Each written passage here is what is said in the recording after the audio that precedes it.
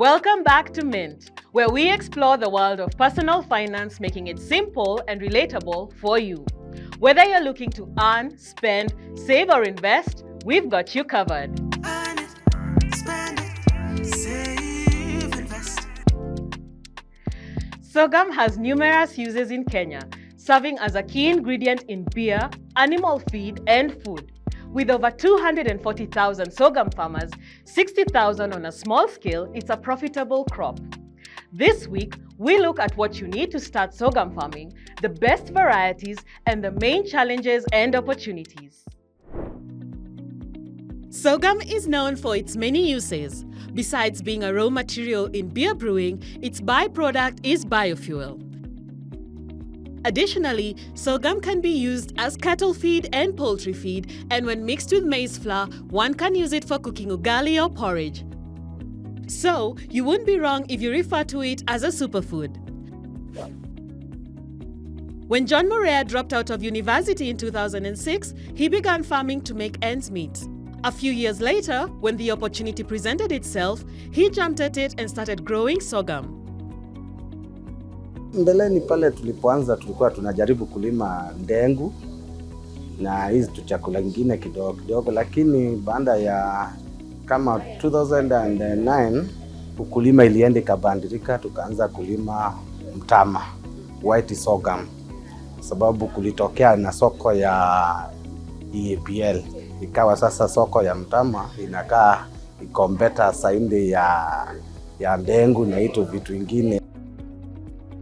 The recommended varieties for sorghum are brown and white, which is known for its excellent malting qualities.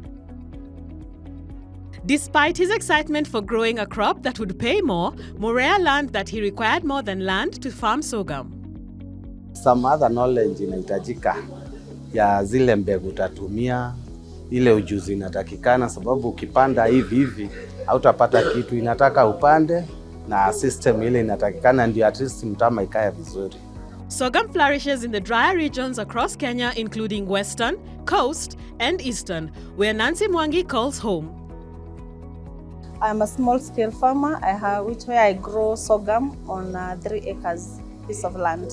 I started growing sorghum in 2017. Sorghum takes about 120 days to mature, and an acre has the potential to yield between 8 to 2090 kg bags. Since Nancy's farm is relatively small, she mostly uses manual labor. We hire those young people who have the sprayers on time for harvesting. Though, as a family, we have now decided instead of doing the manual threshing, we hire somebody who has a thresher, which is more easier and the produce is more of higher quality.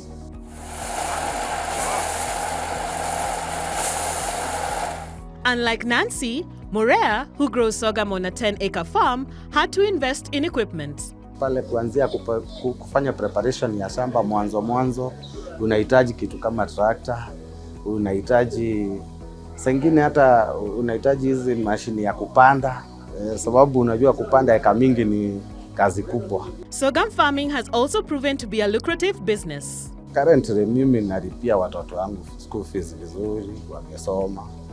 Ninakaa mahali mzuri, nimejenga kanyumba yangu mzuri, hata ngavana akipita atasema kuna mkulima pale analimanga sorghum. Additionally, like thousands of farmers contracted by East African Breweries PLC, Morea and Nancy are guaranteed a ready market, among other perks.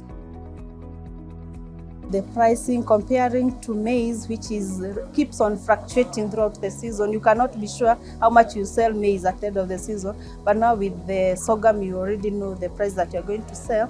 Mnafanya contract na EPL. Mkifanya contract, wewe wakati unaenda kulima unalima ukiwa assured mzigo yako iko na destination. But despite this, the farmers also face challenges. Though we depend on the meteorological department, they tell us this is the amount of rainfall that we are projecting to get at the end of the season. Sometimes it's never so true, so the crop does not really give us as we plan for it. At times we don't have enough money or ready money to buy the inputs, and most people shy away from lending the farmer because we are high risk. Unajua kuna season unaona ndege watakuwa wengi sana na wanaweza kula hii mtama kwa shamba yote. However, Murea believes mitigating some of these challenges requires national and county government intervention.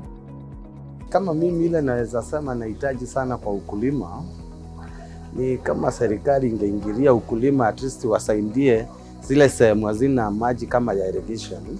At least ukipanda mmea isiende iharibikie katikati upate hasara ya toto hasara. At least ndio ukipanda hata kama mvua inaenda chini kidogo uko assured utapata kitu. And for anyone interested in sorghum farming, he advises Ni kujitolea tu, mtu ajitolea, ajue sasa kazi ni kulima amepanga. Bandara shamba ikae haindo, sababu shamba ikikaa haindo na ile shamba unaweza fanya ukulima, Mungu akujalie mvua inyeshe vizuri, upate eka moja ipate hata saindi ya 80,000 faida. Earn it, spend it, save, invest. we're diving into an enterprise that's quickly becoming a major player in the livestock industry, rabbit farming. This isn't just about a few rabbits in a cage, it's a thriving business that creates real opportunities for young people. On Boss Moves, we sit with Japheth Atundo, the co-founder of Rabbit Empire. He'll share his remarkable journey from a simple idea to building an entire empire. We'll discover why rabbits are considered among the most commercially productive animals, providing a range of products including meat, skin, valuable manure, and urine. This is one story you won't want to miss.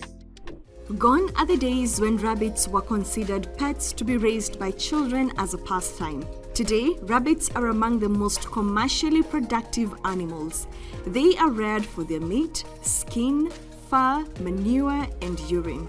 Japheth Atundo has been involved in rabbit farming so much that he can attest that it is now the fastest growing micro livestock enterprise in Kenya. We are doing commercial rabbit keeping, reaching out to people, showing them the benefit of rearing rabbits, how to rear rabbits, how to do the construction, feeding, breeding, and the entire value chain.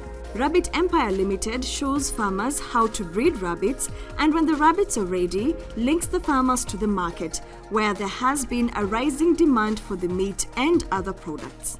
You will find farmers who initially they were in breeding rabbits. You leave the father to breed with a daughter. You leave the mother to breed with a son or sisters and brothers.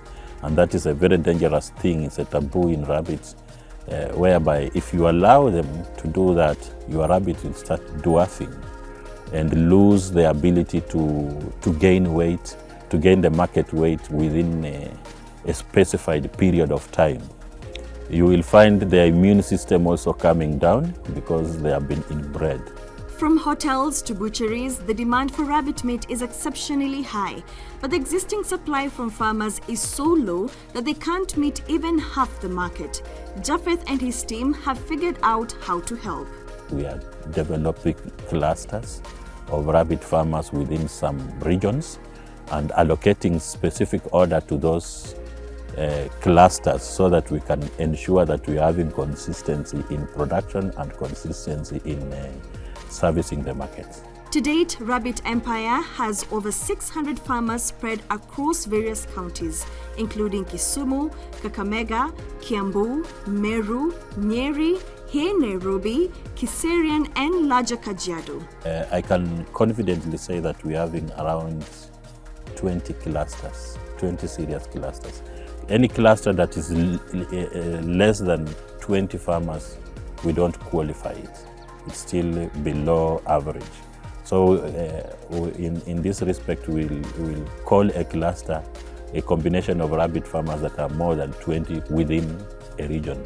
Before the farmers join the clusters, they're required to undergo a 6-month training, have a minimum of 10 mother rabbits, does, and 1 buck, and their cages should meet specific standards. A project of 10 mother rabbits, probably if somebody has around 80 to 90,000, we can be able to start it. 10 mother rabbits. And then we grow as we move. I've seen people who started with 10. They are now at 100 mother rabbits, and they are doing so well. The cages that we are doing today are able to remove up to 50% of rabbit diseases, and they should have a urine collection unit.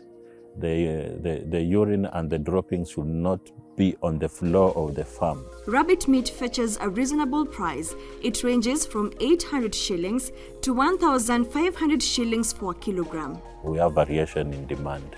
There are those ones that want 150 kgs per week, those ones that want 200 kgs per week. But we believe that now that people are waking up to the reality of rearing rabbits, we are hoping that within a short time we'll be able to supply those big markets and maybe even do an export. Apart from the rabbit meat, the byproducts are in high demand. You can make very good quality products from the skin, starting with indoor shoes, jackets, the hats. You can do handbags, you can do carpets, you can do dashboard from the rabbit skin. Rabbit urine is a very good foliar for those ones who are doing organic farming. Rabbit urine is high in concentration of ammonia. When you break down ammonia, there's nitrogen there, and nitrogen is a good feed for every plant. For now, the rabbit empire is on a mission to increase the demand and supply of an array of rabbit products. Our target is that within a short time we'll see a lot of rabbit sausages, rabbit kebabs, samosas, and that kind of stuff in the market. Now you know that rabbit farming is more than just a hobby. It's a dynamic, profitable venture with endless possibilities.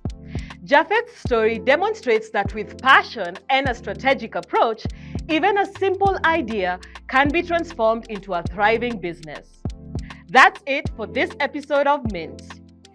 We hope you're living with fresh ideas about investing, spending, and what it takes to keep going as an entrepreneur, and maybe a new respect for flair too. For more information, visit mint at mula.co.ke or tv47.digital. Stay safe and keep minting. Until next week, I'm Lydia Nyawera.